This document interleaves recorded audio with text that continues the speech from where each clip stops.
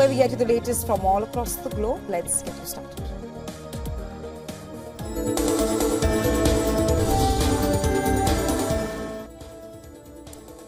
US President Donald Trump has given a fresh ultimatum to the Palestinian militant group Hamas to release all hostages or face the consequences.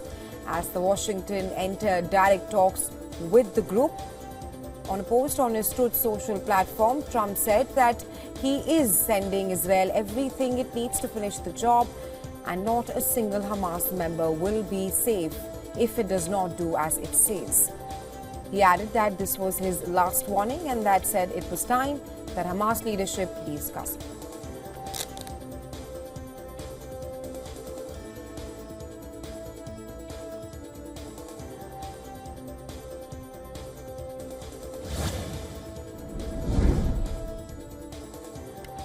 Ukrainian President Volodymyr Zelensky says there has been positive movement in cooperation with the United States. He said that the Ukrainian and American teams have started working towards another meeting which is set to take place soon. Zelensky said that he hoped to see the first results next week. This comes after Zelensky publicly clashed with US President Donald Trump at the White House last week over how to end the war in Ukraine.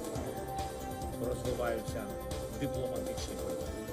Сьогодні наші команди України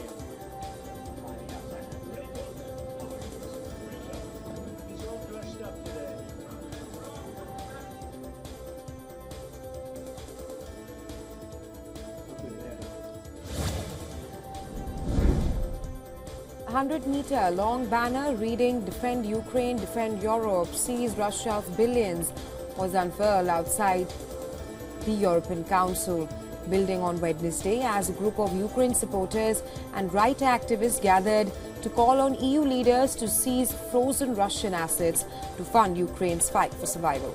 The event, organized by Avaz, a non-profit organization that amplifies voices for change, came on the eve of a major EU summit on defense and Ukraine.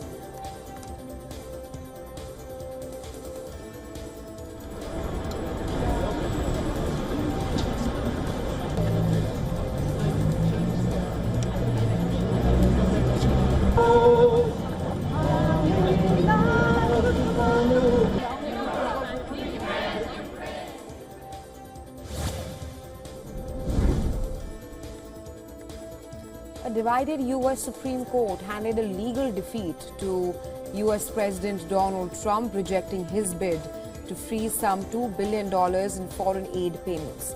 The top court, in its first significant ruling on legal challenge to the Trump administration, voted 5-4 to uphold the lower court order requiring that payments should be made on aid contracts that have already been completed. The justices said that the federal judge who ordered the resumption of payments for contracts with the U.S. aid and the State Department should clarify what obligations the government must fulfill. The American Civil Liberties Union, which has backed several legal challenges to moves by the Trump administration, welcomed the Supreme Court decision.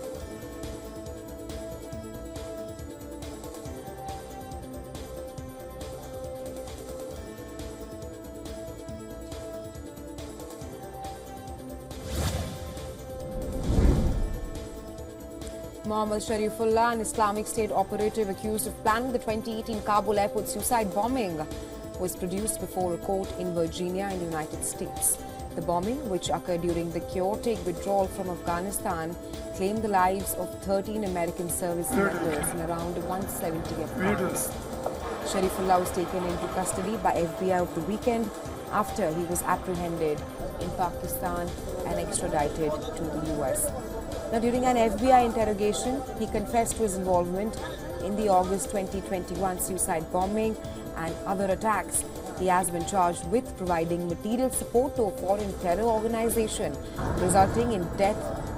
US President Donald Trump announced Sharifullah's arrest during his Tuesday address to Congress, with the White House and the Justice Department subsequently identifying the suspect.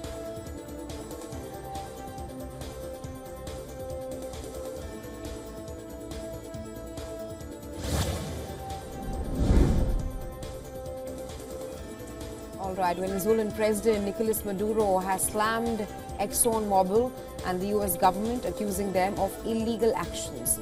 This after the Trump administration revoked Chevron's license to operate in Venezuela and exports its oil, citing Maduro's lack of progress on electoral reforms and migrant returns. The termination, which demands that Chevron wind down exports and other operations in Venezuela by April 3rd, is expected to pose economic challenges to Maduro's government and also reduce the US dollars available in Venezuela's exchange market, further causing depreciation. Maduro claims that the sanctions are an attempt to harm Venezuela's economy, but warns that they will ultimately backfire on the US.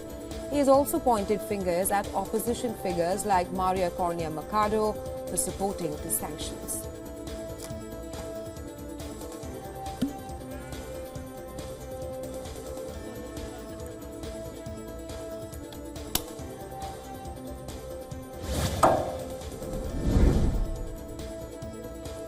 The Mexican government has announced the seizure of 32 kilos of fentanyl, the synthetic opioid whose trafficking was cited by US President Donald Trump as reason for imposing 25% tariffs on Mexico and Canada the day before.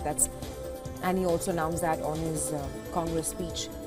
The drug was discovered in a freight truck carrying crates of cacti during the inspection carried out by federal agents on a road in the state of Sonora. A total of 30 packages containing 275,000 fentanyl tablets and 2 containing the deadly synthetic opioid in powder form, totaling 32 kilos, were found.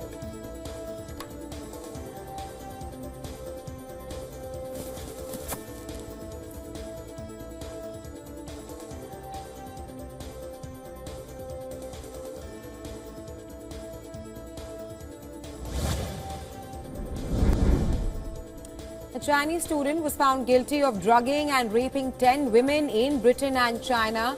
He used online platforms and dating apps to entice women to his home, where he would drug them, shoot himself raping and assaulting them, and keep their jewelry and clothing as trophies. The Metropolitan Police Service believes that Zhou's victim count may be much higher, with estimates suggesting that up to 50 other women may have been attacked by him. The police are urging anyone who may have met Zhou, particularly from the Chinese student community in Britain, to come forward and report any concerns. Zhou was found guilty of 28 offences, including 11 counts of rape, at the Inner London Crown Court. He is due to be sentenced on June 19th.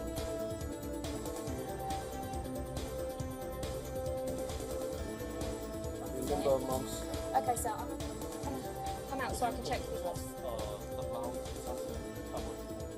Can I?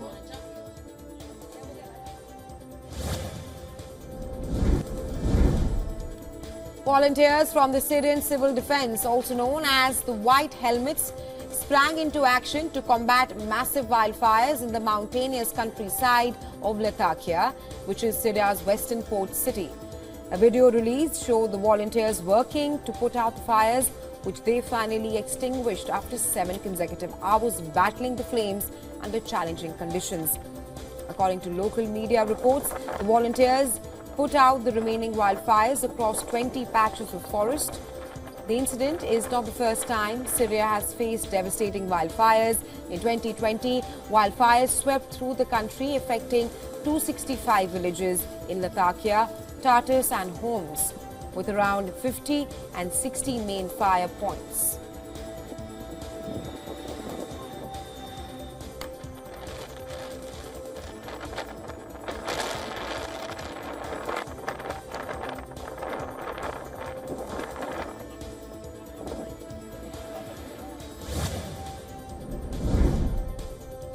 The Grand Egyptian Museum, a marvel of modern architecture and a testament to Egypt's rich cultural heritage, is set to open its doors to the world on July 3rd.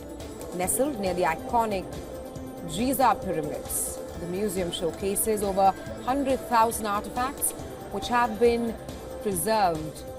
These include Tutankhamun's golden treasures and towering statue of Ramses II, spanning 50 hectares. The Grand Egyptian Museum boasts of being twice the size of both Paris's Louvre and New York's Metropolitan, and 2.5 times the size of the British Museum.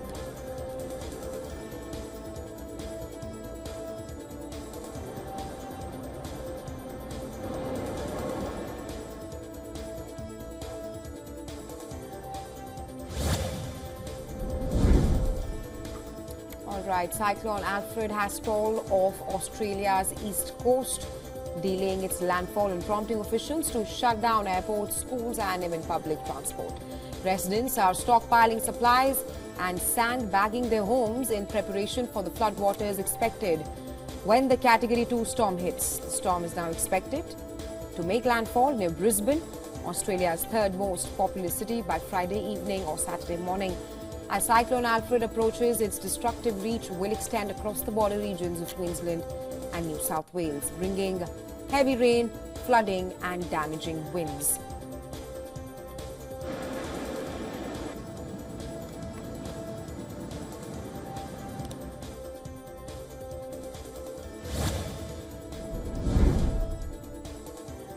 Oil prices continue to plunge, hitting the lowest levels since 2023. Brent futures also dropped to the lowest since December 2021. The downturn was driven by concerns over escalating trade tariffs, more supply entering the market, and potential easing of sanctions on Russia. The ongoing trade war, coupled with increased crude supply from OPEC and fears of slower global growth, has placed downward pressure on oil prices. The S&P 500 Energy Select ETF has struggled to maintain gains, and experts predict further downside risks. The White House's actions, including tariff relief for automakers, add to the uncertainty surrounding the energy markets.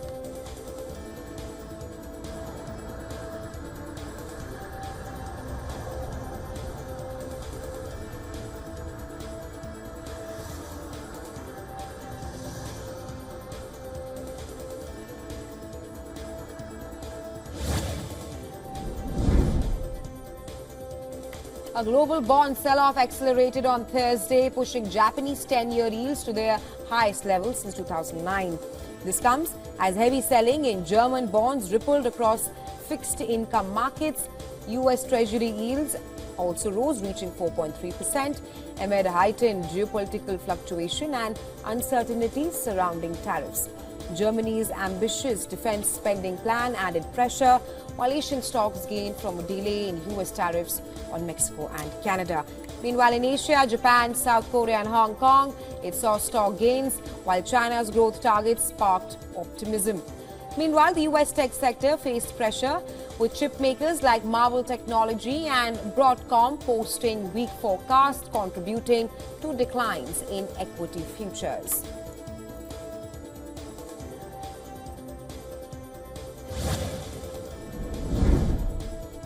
Alibaba stock surged 7.5% in Hong Kong after unveiling its new AI model.